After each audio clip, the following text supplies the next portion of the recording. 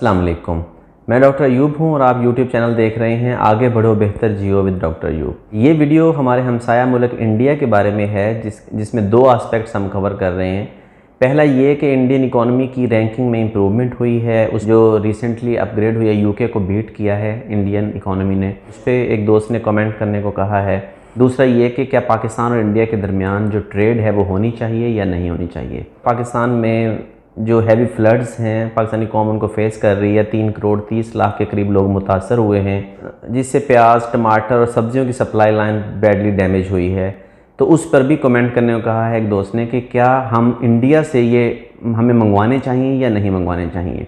जो दूसरा क्वेश्चन है इसको पहले डिस्कस कर लेते हैं। जल्दी गल सड़ जाती हैं चीज़ें, उनमें सब्जियां सरे फहरिस्त होती हैं। तो सब्जियों की सप्लाई लाइन डैमेज होने से सब्जियों की कीमतों में इजाफा हो गया, यानी प्याज और टमाटर और दूसरी बहुत सारी चीज़ें। तो नेशनल मीडिया पर यह डिबेट चल रही है कि क्या पाकिस्तान को इंडिया के साथ ट्रेड करनी चाहिए या नहीं करनी चाहिए।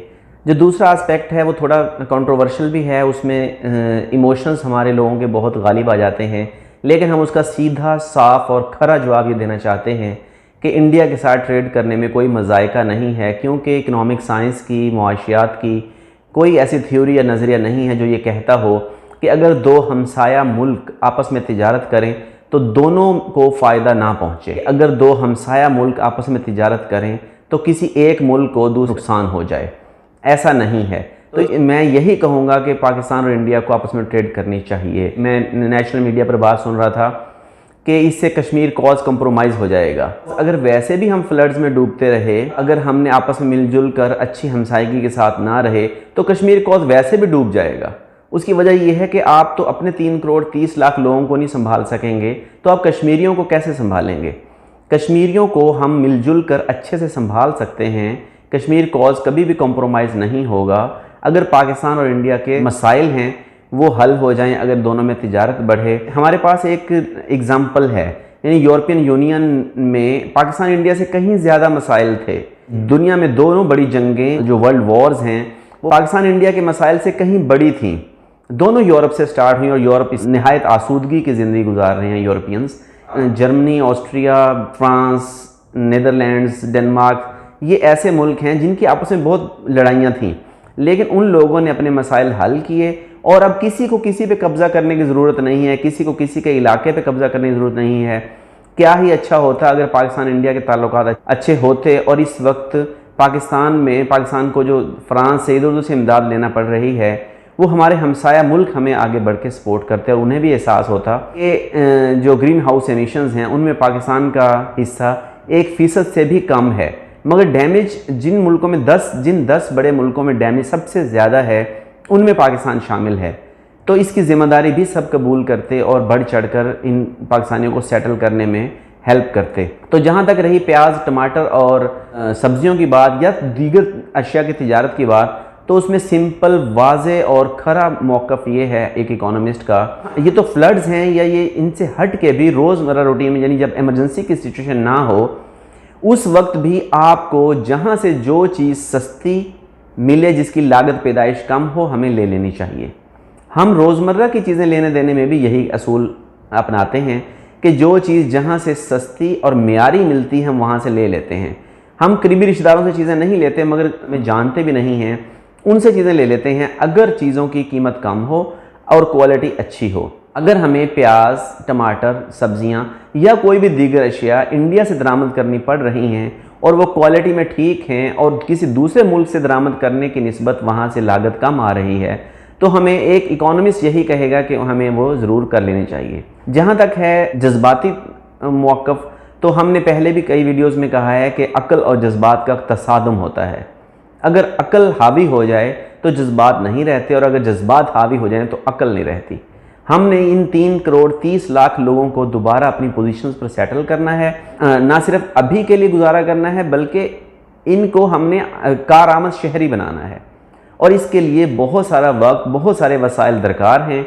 ये टाइम आपस में लड़ाइयाँ करने या इमोशनल बातें करने या जज्बातियात के साथ खेलने का नहीं है। यहाँ पे डायरेक्ट सैलाब नहीं आया, वहाँ के लोग ये समझ रहे हैं कि शायद हमारी तरफ तो सैलाब नहीं आया, तो इसलिए अगर हम नहीं भी इसमें हिस्सा डालेंगे सैलाब मुतासरीन को सेटल करने में तो कोई बात नहीं, वैसे ही गैर संजीदगी दिखाएंगे जैसी कि सैलाब से पहले थी, तो कोई बात नहीं। हालांकि उन्हें नहीं मालूम कि सब्ज़ी, प्याज और टमाटर की फॉर्म में वो इफ़ेक्ट हुए हैं ना, लेकिन आने वाले दिनों में, महीनों में ये मुतासर होने वाले लोग ज़्यादा हो जाएंगे। जो सैलाब से मुतासर नहीं हुआ वो महंगाई से शदीद मुतासर होगा। उसकी वजह यह है कि लाखों एकड़ अराज़ी ज़ेर-ए-आब है। लाखों एकड़ अराज़ी पर जो फसलें थीं वो तबाह हो गई हैं। बलूचिस्तान की, सिंध की, जनूबी पंजाब की, जहाँ से हमारे लिए फसलें आती थीं, जहाँ से हमारे लिए जिन्स अजनास आती थीं, तो वो तबाह हो गई हैं। उनका असर आने वाले महीनों में होगा। इसलिए बेहतर ये है कि सियासी, जज्बाती और मजहबी किस्म की जज्बाती बातें एक साइड पर करके दानिशमंदी का तकाज़ा ये है कि जो चीज़ आपको जहाँ से सस्ती और मेयारी मिले वो वहाँ से ले लेनी चाहिए। अगर हम खुशहाल होंगे, हमारा नेबर है वो खुशहाल होगा, जनूबी एशिया खुशहाल होगा, तो कश्मीरी भी खुशहाल हो जाएंगे। अगर एक ऐसा मुल्क जो अपने 22 करोड़ से ज़्यादा लोगों को खुराक, लिबास और रिहाइश अच्छी क्वालिटी में फ़राहम नहीं कर सकता, वो कश्मीरियों को क्या तहफ़्फ़ुज़ फ़राहम करेंगे। अगरचे ये बात बहुत सारे लोगों को बुरी लग सकती है, मगर हम कब तक लोगों से डर के सच्ची और सीधी बातें नहीं करेंगे। तो कश्मीर कॉज मेरे ख्याल में, मेरे ज़ाती ख्याल में किसी भी सूरत में डैमेज नहीं होगा अगर हम इंडिया के साथ ट्रेड करें। दुनिया की कोई थ्योरी, कोई नज़रिया इकोनॉमिक साइंस का ऐसा नहीं है जो ये कहता हो कि दो हमसाए आपस में ट्रेड करें तो दोनों में से किसी एक को भी नुकसान हो। ऐसा नहीं होगा। हमें इंडिया के साथ, ईरान के साथ, बांग्लादेश के साथ, जो हमारे रीजन में अफ़गानिस्तान के साथ ट्रेड ज़रूर करनी चाहिए और आने जाने का सिलसिला शुरू करना चाहिए। इससे दिलों में नफ़रतें कम होंगी और इससे एक दूसरे से सीखने और आगे बढ़ने का मौका मिलेगा। मैं यहाँ लगे हाथों एक आपको और भी एग्जाम्पल, मैंने कल ही देखा कि मेरा बार्बर जो मशीन यूज़ कर रहा था उसके वो मेड इन इंडिया थी। मैंने उसे हाथ से लेके देखी तो मैंने उसे कहा कि ये आपने कहाँ से ली है। उसने मुझे कहा कि ये मेरे भाई ने ओमान से भेजी है। अब बजाय इसके कि हम डायरेक्ट इंडिया से चीज़ें लें, यहाँ से पहले दुबई, ओमान यानी यूएई जाती हैं, यूएई से वही पाकिस्तानी या वही लोग खरीद के यहाँ एज ए तोहफ़ा भिजवा देते हैं।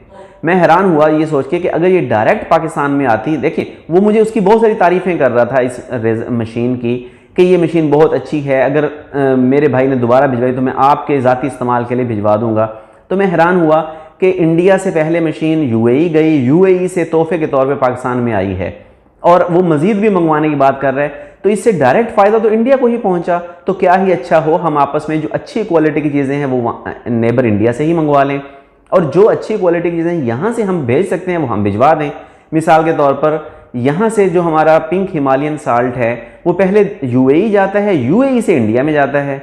इसी तरह जो पिंक हिमालयन साल्ट है वो दुबई जाता है, दुबई से इंडियन फैक्ट्रीज उसको प्रोसेस करके यूरोप में भिजवाती हैं। तो इसका मुख्तसर, सादा और वाज़ेह जवाब ये है कि इंडिया के साथ अगर हमें चीज़ें अच्छी और सस्ती और मियारी मिल जाएं तो हमें ट्रेड कर लेनी चाहिए। इसमें किसी किस्म की जज्बातियत को इन्वॉल्व नहीं करना चाहिए।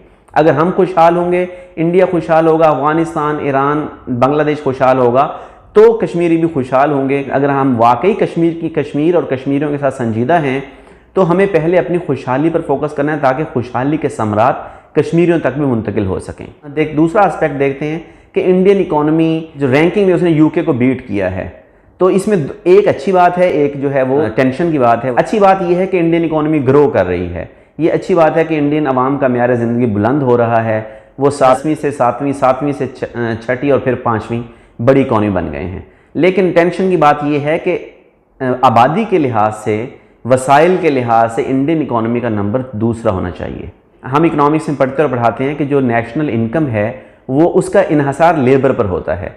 अगर लेबर में इंडिया सेकंड है वर्ल्ड में तो इंडियन इकॉनमी को भी सेकंड होना चाहिए और पाकिस्तान अगर 6th है तो पाकिस्तान को वर्ल्ड में 6ठे नंबर पर होना चाहिए। अगर ऐसा नहीं है तो फिर इंडिया के लिए भी टेंशन की बात है, पाकिस्तान के लिए भी टेंशन की बात है।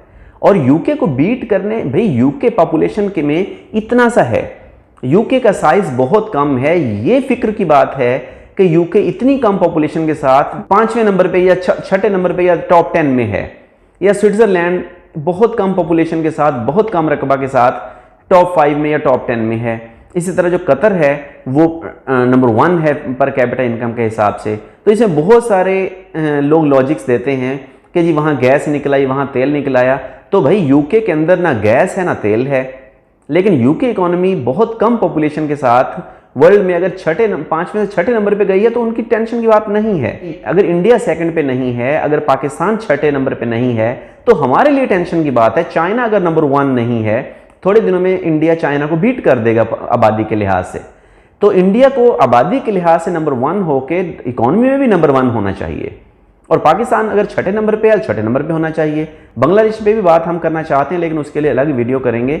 हम इसको समराइज कर देते हैं। इंडियन इकोनॉमी ग्रो कर रही है तो इंडियन अवाम के लिए ये खुशी की बात है, और परेशानी की बात ये है इसको पहले या दूसरे नंबर पे होना चाहिए। आइडियली इसको पहले या दूसरे नंबर पे होना चाहिए।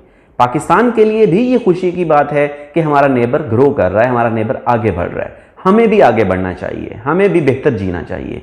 इसी तरह दूसरा एस्पेक्ट के ट्रेड का, ये पाकिस्तान इंडिया की बात नहीं है। पाकिस्तान को जो चीज़ जहाँ से भी सस्ती म्यारी मिले वहाँ से परचेज कर लेनी चाहिए, और जिस चीज़ के दाम, जिस चीज़ की प्राइस ज़्यादा बेहतर मिले वहाँ पर बेच देनी चाहिए। और ऑफ कोर्स इसके अंदर जो ट्रांसपोर्टेशन कॉस्ट है वो भी शामिल होगी। तो थ्योरीज़ ये कहती हैं कि जो हमसाए हैं वहाँ पर क्योंकि ट्रांसपोर्टेशन की या आमदोरफ्त के जो अखराजात हैं वो कम होते हैं, इसलिए ऐसा मुमकिन नहीं है कि पाकिस्तान इंडिया को और अमेरिका को चीज़ बरामद करे तो पाकिस्तान की चीज़ के इंडिया में सस्ती मिलेगी, सस्ती मिलनी चाहिए। अमेरिका में महंगी चीज़ पड़ती है जाके तो वहाँ कंपटीशन बढ़ जाता है। इसलिए पाकिस्तान के हक़ में भी ये बेहतर है कि पाकिस्तान अपनी चीज़ें वाघा बॉर्डर के साथ कम खर्च में इंडिया को भिजवाए, और इंडिया वाघा बॉर्डर से कम खर्च में पाकिस्तान को चीज़ें बेचे। ये आपस में दोनों मुल्क फ़ायदा उठा सकते हैं, मगर बेहतर यही है कि अक्ल से सोचा जाए, जज्बात से नहीं। वस्सलाम।